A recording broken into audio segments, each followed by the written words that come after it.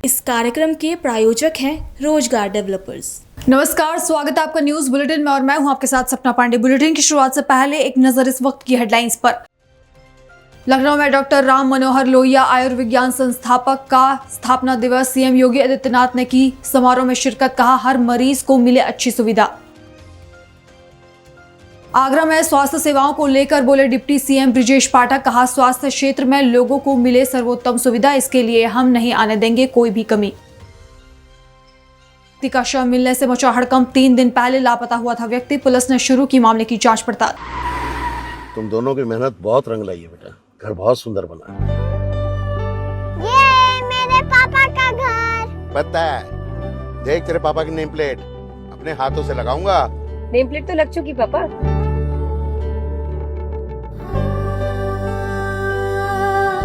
असल मेहनत तो आपने की है पापा, मुझे इस काबिल बनाने के लिए। वो जिंदगी भर किराए के मकान में रहे, लेकिन आज ये घर मेरा नहीं, ये है मेरे पापा का घर।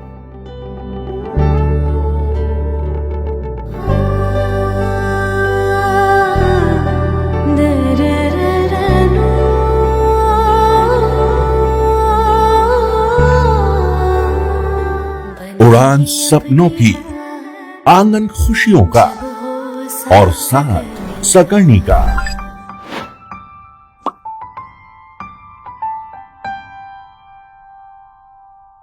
60 वर्षों से आपके साथ मनोरंजन और संस्कार का संगम, जाह्नवी मैगजीन। चलिए अब रुक करते हैं खबरों की ओर। लखनऊ में डॉक्टर राम मनोहर लोहिया आयुर्विज्ञान संस्थान का स्थापना दिवस मनाया गया। समारोह में सीएम योगी आदित्यनाथ ने भी शिरकत की।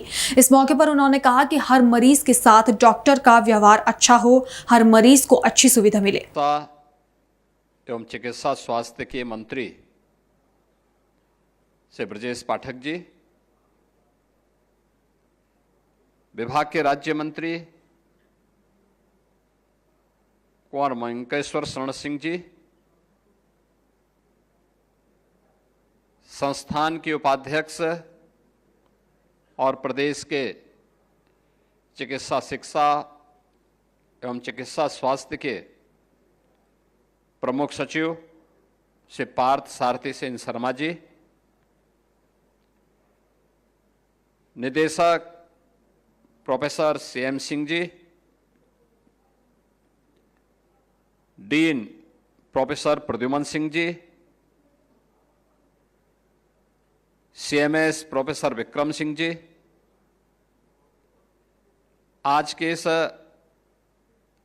पंचम स्थापना दिवस कार्यक्रम में समारोह में उपस्थित अन्य सभी सम्मानित अतिथिगण, संस्थान के सभी वरिष्ठ आचार्यगण, सहायक आचार्यगण और युवा ऊर्जा से ओतप्रोत हमारे सभी संस्थान के छात्र छात्राएं और उपस्थित अन्य बहनों और भाइयों, डॉक्टर राम मनोहर लोहिया आयुर्विज्ञान संस्थान को इस पंचम स्थापना दिवस कार्यक्रम के अवसर पर प्रदेश सरकार की ओर से और प्रदेश की जनता जनार्दन की ओर से भी मैं हृदय से बधाई देता हूं। आयुर्विज्ञान संस्थान के रूप में आपकी ये 5 वर्षों की यात्रा है, लेकिन एक संस्थान के रूप में जब इसका बीज रोपा गया था, वह संस्थान को 19 वर्ष हुए।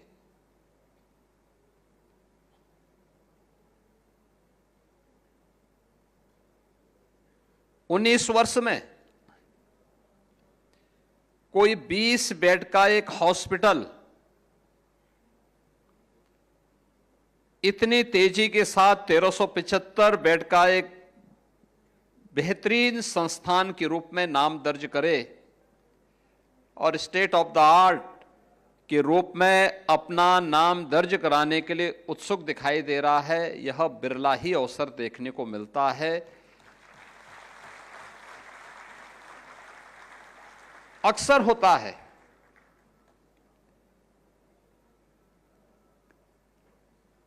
हमारे जीवन की 3 स्थितियां होती हैं।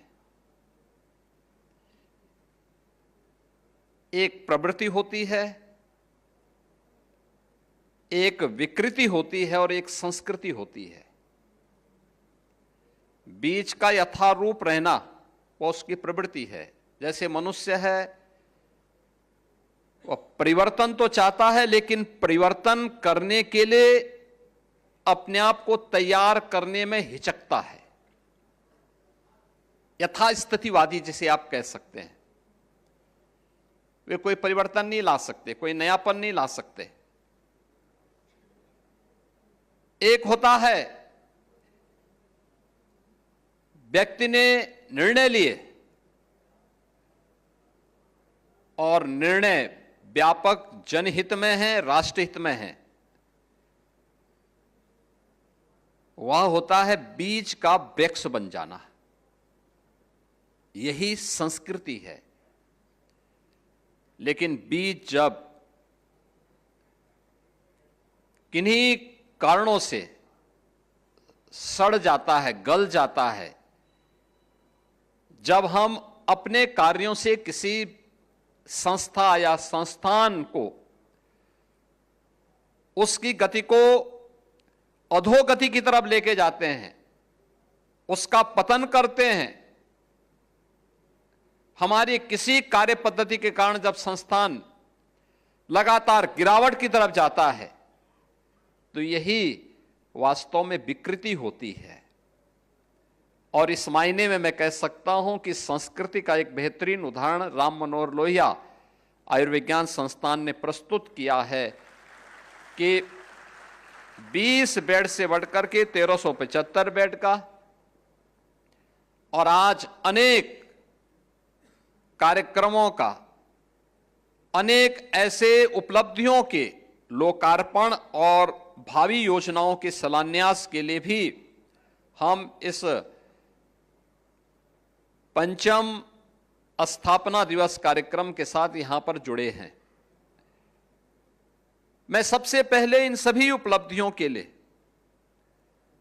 आप सभी को हृदय से बधाई देता हूं और भविष्य के लिए अपनी मंगलमय शुभकामनाएं भी संस्थान के प्रति व्यक्त करता हूं।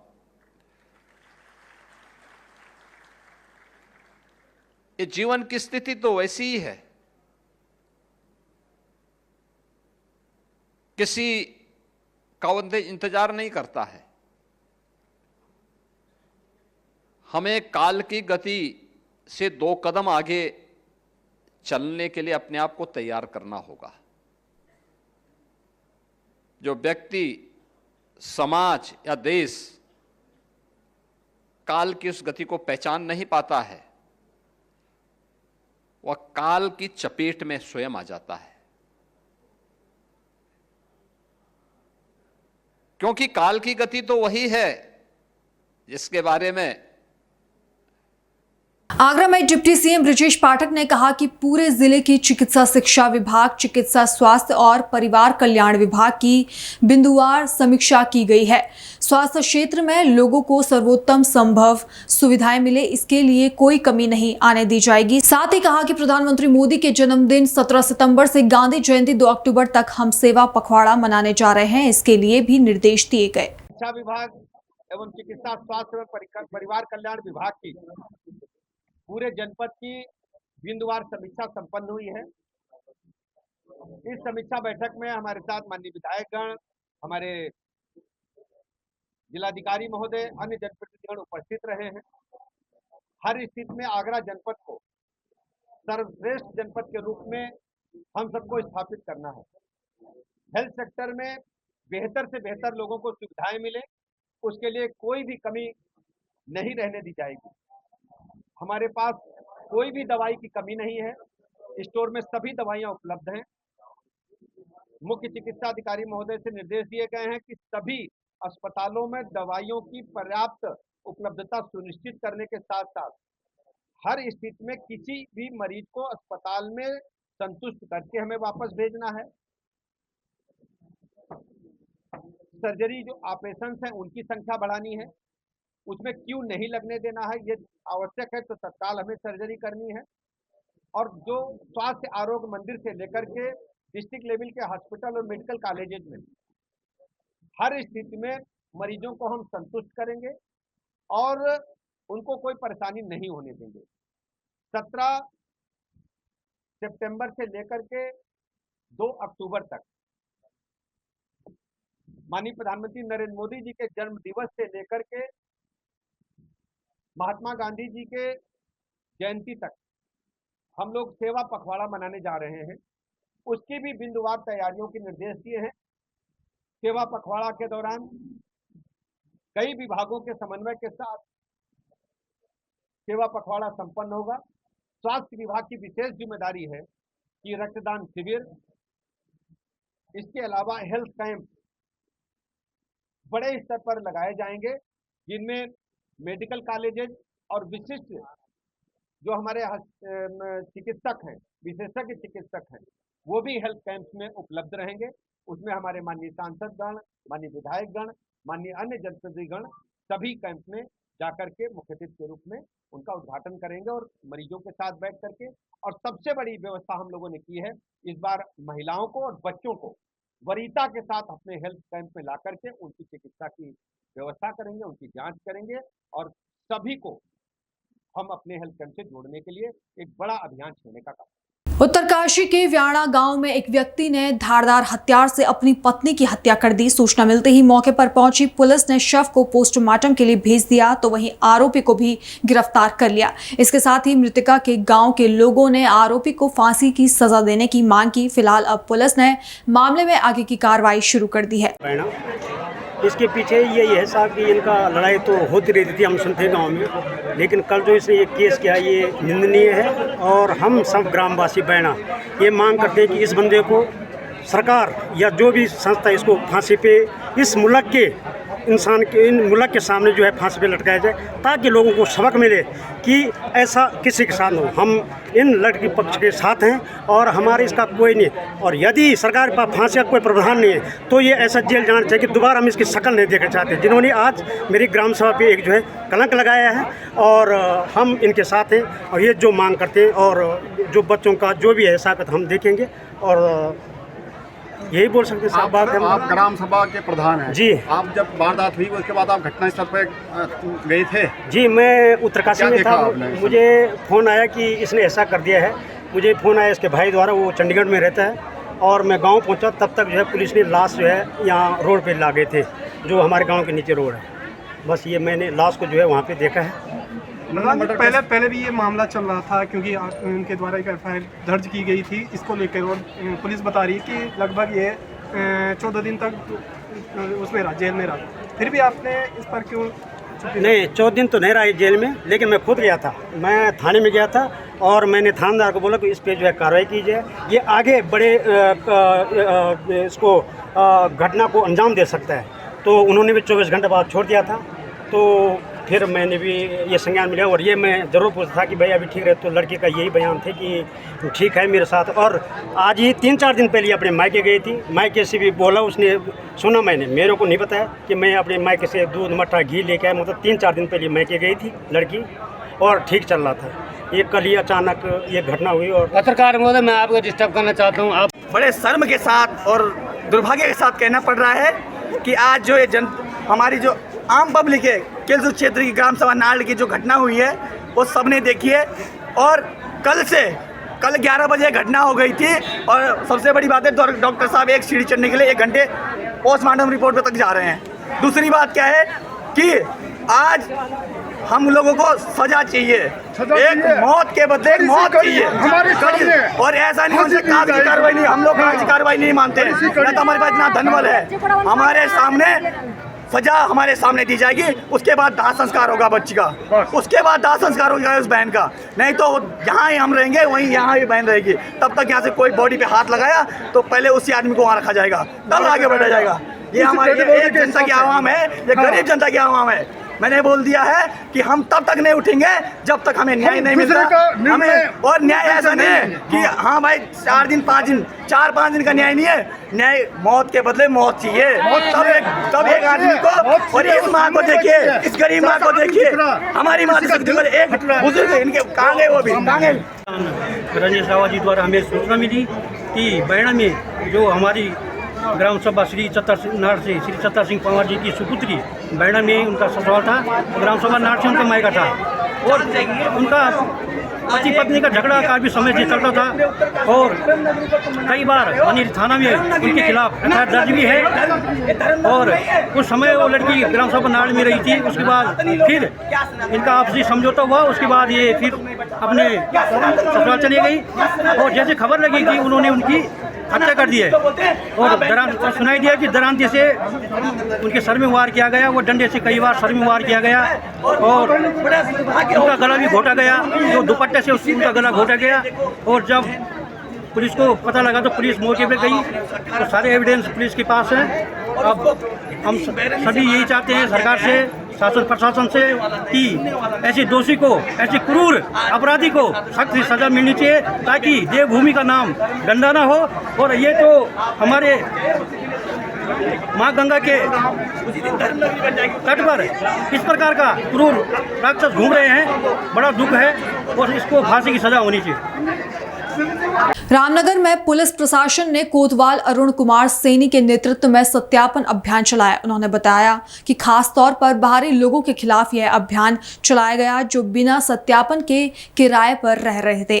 जिनका सत्यापन नहीं हुआ है उनके खिलाफ चालान की कार्रवाई की गई और मौके पर ही सत्यापन भी कराया गया ताकि शहर में सुरक्षा व्यवस्था और भी सख्त हो सके। नगर क्षेत्र में कप्तान साहब के निर्देशन में आज 3 टीमें बनाकर लगातार सत्यापन की कार्रवाई की जा रही है, जिसमें बाहरी व्यक्ति और ठेली फड़ वाले और जो संदिग्ध व्यक्ति बगैर सत्यापन के यहाँ रह रहे हैं उनके विरुद्ध जो कार्रवाई की जा रही है और उनका सत्यापन किया जा रहा है। रामनगर में सुबह घर से 3 दिन से लापता एक व्यक्ति का शव सिंचाई नहर में मिलने के बाद इलाके में हड़कंप मच गया। घटना के बाद मृतक के परिजनों में भी कोहराम मचा हुआ है। घटना की जानकारी मिलने पर पुलिस ने शव को पोस्टमार्टम के बाद परिजनों को सौंप दिया, जिसके बाद पुलिस ने मामले में आगे की कार्रवाई शुरू कर दी है। फिलहाल बुलेटिन में इतना ही। देश और दुनिया की बाकी तमाम खबरें देखने के लिए बने रहिए पल्स 24 न्यूज के साथ। नमस्कार। तुम दोनों की मेहनत बहुत रंग लाई है बेटा, घर बहुत सुंदर बना है। ये मेरे पापा का घर। पता है, देख तेरे पापा की नेम प्लेट अपने हाथों से लगाऊंगा। नेम प्लेट तो लग चुकी पापा।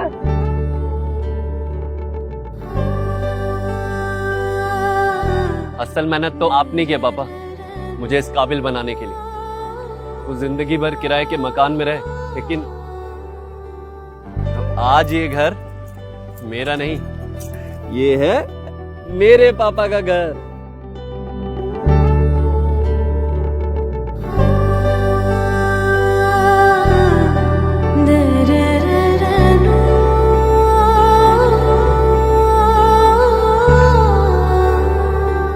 उड़ान सपनों की, आंगन खुशियों का और साथ सकर्णी का।